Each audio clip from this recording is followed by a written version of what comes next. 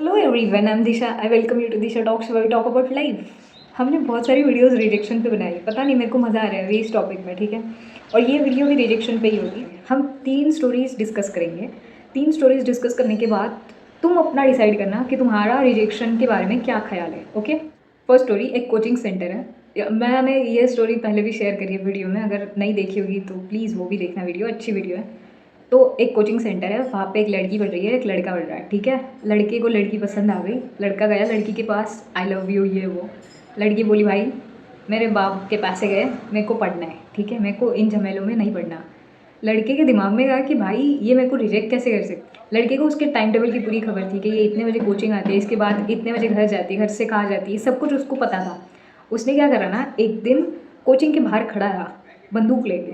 लड़की उसको दिखी कोचिंग के बाहर आते वक्त, डिस्क्या हो। लड़के का नेम अच्छा नहीं था, लड़की को शोल्डर पे लगा। लड़की जिंदा है बट उसको लाइफ टाइम का एक ट्रॉमा मिल गया just because she chose her self and her dreams. Second case, ये सेकेंड केस तो बहुत ज़्यादा फेमस था और बहुत बार सुना होगा तुम लोगों ने। एक लड़की और एक लड़का 10 साल के लिए आई गेस लिव इन में रहे, और वो लड़के को दूसरी कोई लड़की पसंद आ गई तो वो उसको बोला कि बाय बाय। लड़की को बाय बाय नहीं हजम हुआ, लड़की ने उसका पेनिस काट दिया, ठीक है। ये न्यूज़ बहुत ज़्यादा फेमस हुई थी क्योंकि उस लड़के ने उस लड़की को बहुत कुछ प्रॉमिस करा था और वो फ़ायदा भी उठा रहा था उस लड़की का शायद। और जब ये चीज़ हुई, लड़के और लड़कियां दोनों उस लड़की को इतना ज़्यादा सपोर्ट कर रहे थे, उस लड़की के रील्स आ रहे थे, ठीक है, कि हाँ ये ऐसे चलती है। जो स्वैग में चल रही थी वो लड़की, उसको लग रहा है कि भाई मैंने तो पेनिस काट दिया ब्रो। तो वो जो स्वैग में चल रही थी तो लोग बोल रहे थे अरे मस्त, ये हमारी क्वीन है, क्वीन बिहेवियर ये वो, ठीक है। बहुत उस पर रील्स बनी, उस लड़की को बहुत ज़्यादा सर पे उठाया गया, उसकी रील्स अभी भी फेमस है, ठीक है। अभी थर्ड वाली जो है वो मेरी फ्रेंड लिस्ट में एक लड़का है। वो जो लड़का है उसके लिए एक लड़की देखी गई थी। उन दोनों को बहुत कुछ ऐसा गुलू गुलू चल रहा था। उस लड़की के पापा को रिच लड़का चाहिए था, तो लड़की के पापा ने उस लड़की की शादी तैयार कर दी। और उसकी शादी होने के बाद ये जो लड़का है, ये लड़का उसको मैसेजेस करने लगा, सेक्सटिंग वाले मैसेजेस करने लगा, ठीक है। ये सेक्सटिंग के मैसेज करने के बाद लड़की पागल हो गई। लड़की के दिमाग में कि भाई अब मेरी शादी हो गई, no one is going to doubt me, मेरे को एक बच्चा चाहिए जो तुम्हारे जैसा दिखे, जो एग्जैक्टली तुम्हारा हो। ये जो लड़का है, इस लड़के ने हमको वो चैट दिखाई कि भाई देख ये ऐसे ऐसे बोल रही है, वो सब कुछ पढ़ के बता रहा है प्राउडली। आई आस्क्ड हिम कि ये सब कुछ करके तुमको क्या फ़ायदा हुआ। वो मुझे हंस के बोला कि she rejected me, now I want to make her feel कि उसने क्या खोया है। हो गई 5 मिनट के अंदर मैंने तुमको 3 कहानियाँ बताई। नाउ लेट्स डिस्कस दिस कहानियाँ। पहली में हमें लगता है कि वायलेंस नहीं होना चाहिए क्योंकि उस लड़की की कोई गलती नहीं थी। उस लड़की ने पहले ही बता दिया था कि भाई मेरा और तेरा कुछ नहीं हो पाएगा।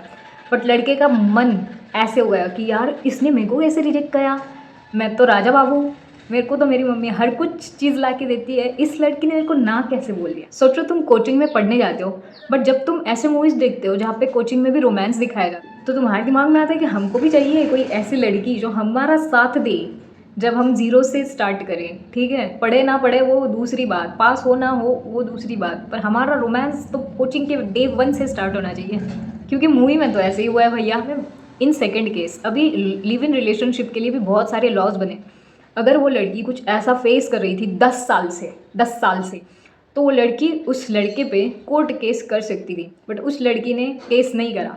उस लड़की ने लॉ अपने हाथ में लिया, ठीक है, और लोग उसकी तारीफ़ कर रहे हैं। मेरे को एक बात बताओ, तुम किसी के साथ 10 साल लिव इन में रही ये भरोसे पे कि तुम्हारी शादी होगी उसके साथ, ये कितना स्टूपिड साउंड करता है। ये लड़के जिन जिन लोगों के दिमाग में महान है, जिन जिन को लगता है कि भाई ये तो हीरोइन थी हमारे टाइम की, क्वीन थी, क्वीन बिहेवियर, उन लोगों ने मेरे को एक बात बतानी है। अगर उस लड़के ने इस लड़की को हाँ बोला होता और वो लड़का उसको अब्यूज़ भी कर रहा था, है ना, वो लड़की को मार भी रहा था, कुछ फिज़िकली भी कुछ चल रहा था, है ना, ये सब कुछ चीज़ें कर रहा था, उस लड़के ने अगर इस लड़की से शादी करी होती तो वो खुश रहती। उसमें ये करेज कब आया कि मैं उसको पेनिस काट दूँ? कब आया? जब उस लड़के ने किसी दूसरी लड़की के बारे में सोचा। तब तक वो सारे जुल्म सहन करने के लिए रेडी थी। सो डू यू थिंक कि तुम्हारे अब्यूज़र से तुम्हारा छुटकारा हो रहा है बट तुमको वो छुटकारा नहीं चाहिए, तो ये क्विन बिहेवियर है? कोई भी कंडीशन में कानून को हाथ में लेना बुरी चीज़ है। हम दूसरे देशों पे हंसते कि वहाँ पर डेमोक्रेसी नहीं है, ठीक है, हमारे पास डेमोक्रेसी है, वहाँ पे कोई भी आके किसी को भी मार के चला जाता है, कैसे लोग रहते हैं, जंगली लोग हैं ये वो। तुम्हारे देश में क्या चल रहा है? किसी ने तुमको रिजेक्ट करा, किसी ने तुमको ना बोला, तो उसका जाके पेनिस काटना ये सेलिब्रेशन का पार्ट कब बना? तुम जिन कंट्रीज पे हंसते हो ना, तुम जिन कंट्रीज को हेट करते हो, एक्चुअली तुम वही बनते जा रहे हो और तुमको वो पसंद भी आ रहा है, ठीक है? बस तुम बोल नहीं रहे हो या फिर तुमको समझ नहीं रहा है। तीसरे केस में just because she said no, उसको रियलाइज़ करा के देना कि तुमने कितनी बड़ी गलती करी। इतना गुड लुकिंग हूँ मैंने सिर्फ 3 एग्जांपल्स दिए क्योंकि वीडियो ज़्यादा बड़ी नहीं बनानी हमें, बहुत सारे एग्जांपल्स होते हैं रिजेक्शन के, है ना।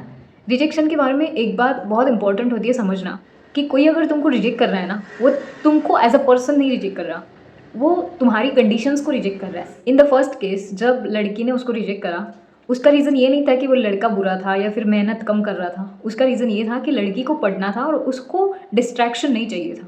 दूसरे केस में जब वो लड़की रिजेक्ट हुई तब उस अब्यूज़र को एक नया टॉय मिल गया था, नया खिलौना मिल गया, तो उसको इससे छुटकारा चाहिए था। तीसरे केस में जब लड़का रिजेक्ट हुआ तो उसका फैमिली बैकग्राउंड, फाइनेंशियल स्टेबिलिटी देख के लड़का रिजेक्ट हुआ। और कोई बुरी बात नहीं है कि लड़की देते वक्त फाइनेंशियल स्टेबिलिटी देखी जाती है, कोई भी देखेगा, ठीक है।